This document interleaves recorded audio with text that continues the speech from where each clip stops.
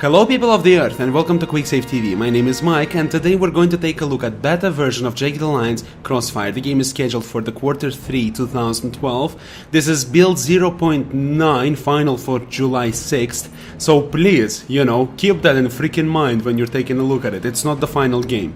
So as we're taking a look at the suspicious individual with the G36C, if I am not mistaken, we're going to take a look at new features of the game and etc, etc, etc. First and foremost, thank you very much Beat Composer for providing me with the game. You have awesome staff working at your place, do not you dare firing them.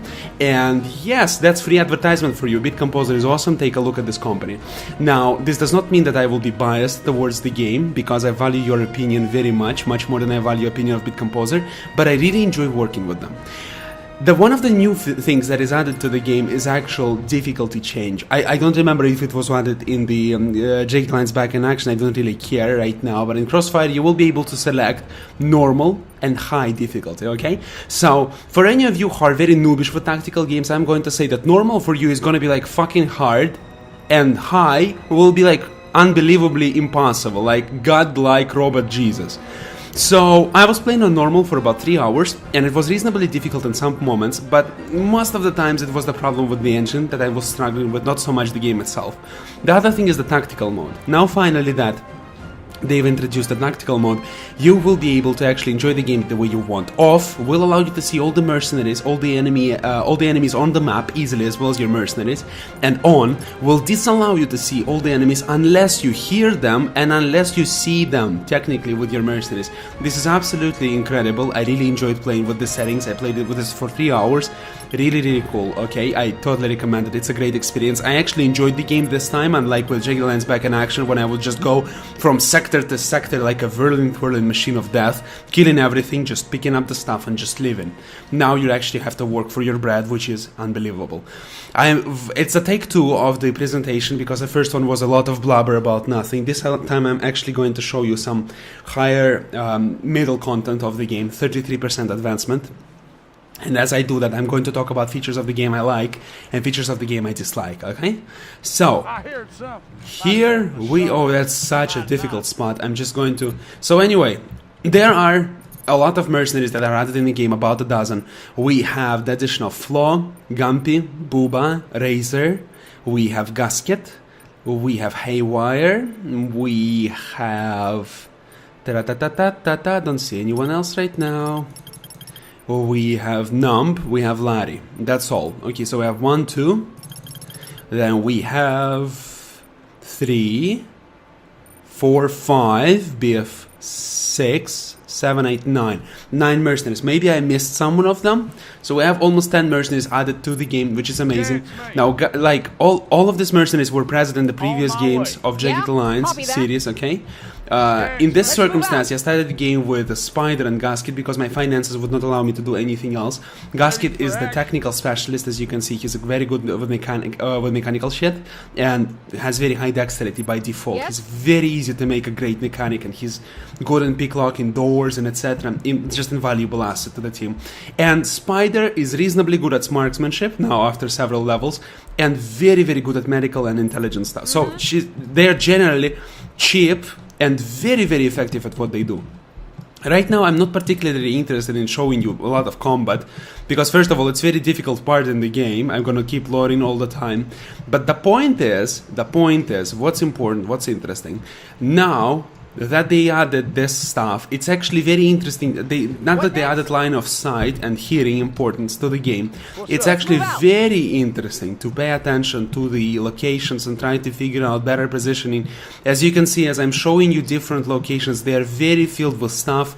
All of them are just, look, design masterpieces. Honestly, core play should consider at some point in the future making a quest or whatever, because the amount of stuff they put here and there and there and here is just amazing and absolutely unbelievable. It's really noteworthy what they've done here. Let's go ahead and throw a grenade because we're bored out of our goddamn mind. Here comes trouble. Bubba! That was not good, right? Let's just go ahead and kill this guy over there. Yeah, on my way. How about we just do that? Now what? What next? Run by. Nothing personal. All right, I'm on it. Roger that. Okay. that's about it. Okay, this is all very exciting and cool. The combat did not change much from Jagged Alliance back in action. They have added some additional weaponry. We have Johnson, M1A1. Johnson, okay? Anyway, this all can be fixed, it's not really important. We have sector inventory we had in Jagged Alliance back in action already. We have some addition of some weird guns which were not necessary in this game. I think Thompson was in the previous game, so doesn't really matter.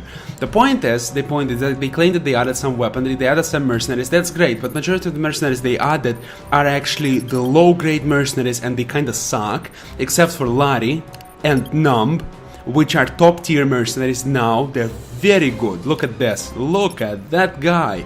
Very high characteristics, reasonably high marksmanship, can easily be made into machine of death. Easily, very powerful mercenary.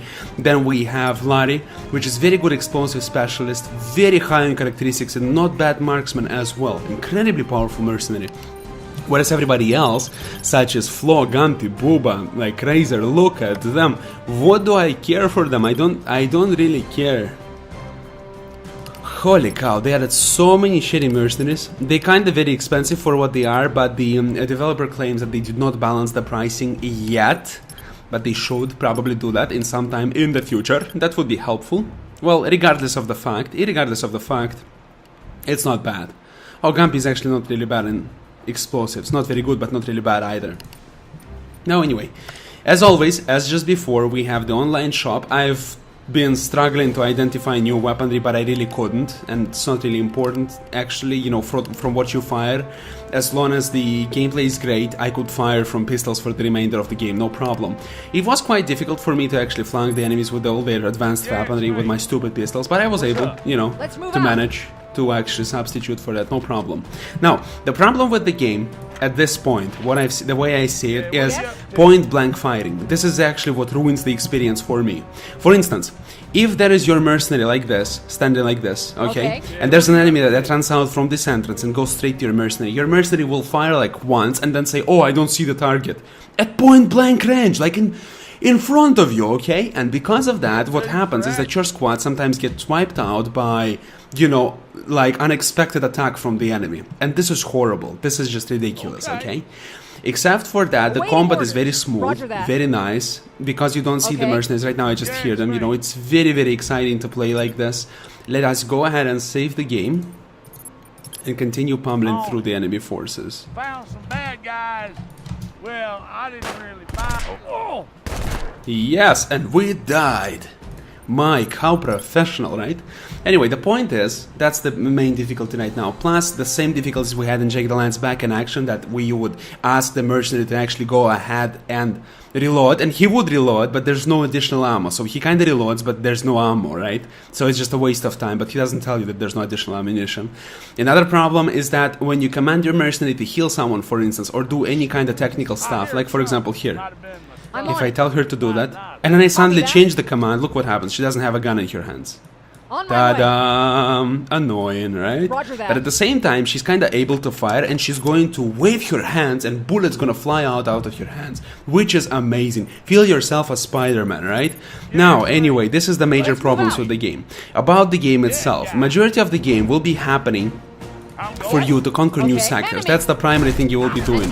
One of the primary things that you have to do during the game is liberate each and every single sector in the game, which will be difficult.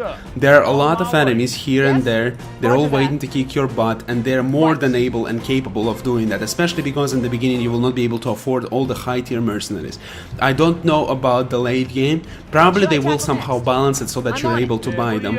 But the thing is, with Gasket and Spider, for example, it's a lot of tricky tactics that I have to implement in order to actually survive the enemy encounters with the enemy, because there's so freaking many of them, and I'm never really prepared to fight with them, and it makes it really, really difficult, okay? At the same time, I don't have very high grade weaponry right now. All I have is a Thompson, which I obtained in this sector, right? In 1/3 of the game, which makes it really, really difficult, okay? It's not necessarily bad, it's just difficult, okay? So, this is the thing I want to tell you. What next? On my way. Okay. So many of them, look at this. Roger that.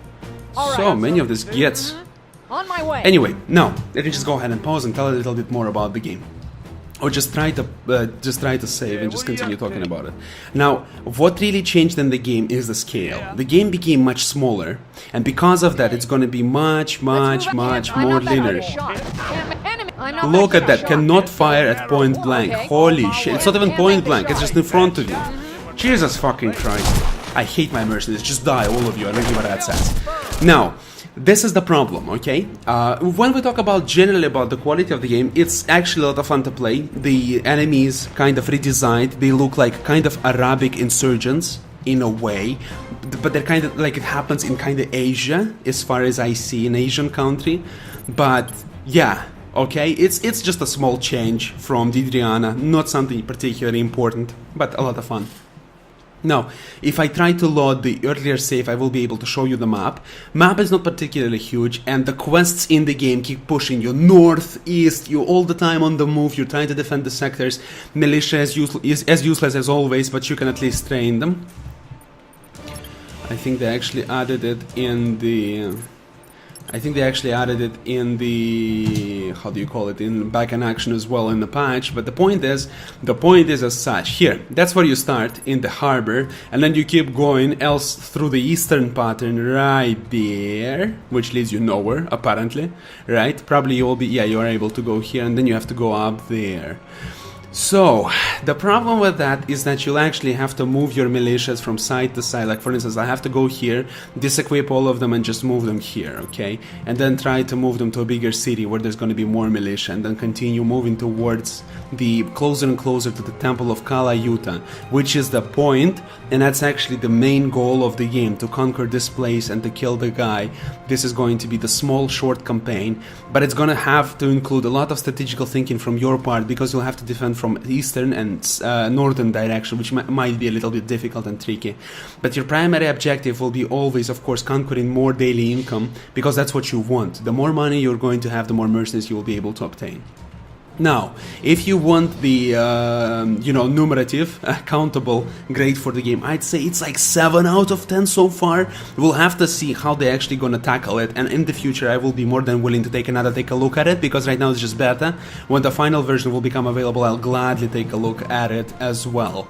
The problem for core play right now is that in Q3 2012 we also have release of new UFO, which looks more than impressive, and I'm really worried that because of this competition they might be kicked out from the market. And I think core play, if anyone, the core play really deserves a second chance, because they've been able to work really hard and they've been able to make a great game, okay, from what they were working upon. They were working on the Jagged Alliance back in action, and with such a small team of people they've been able to pull out a miracle, and I would like to see them work again on any other project, especially tactical games, and that's great, okay?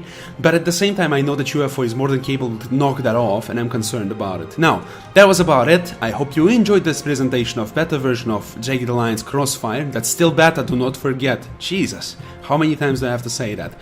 Thank you so much for watching, thank you so much for listening. That's been Mike with QuickSaveTV. I hope you enjoyed the presentation. If you did, do not forget to subscribe to my channel in order to support my work and get notified when new content becomes available. You have a greatest day, stay tuned for more content, and bye bye.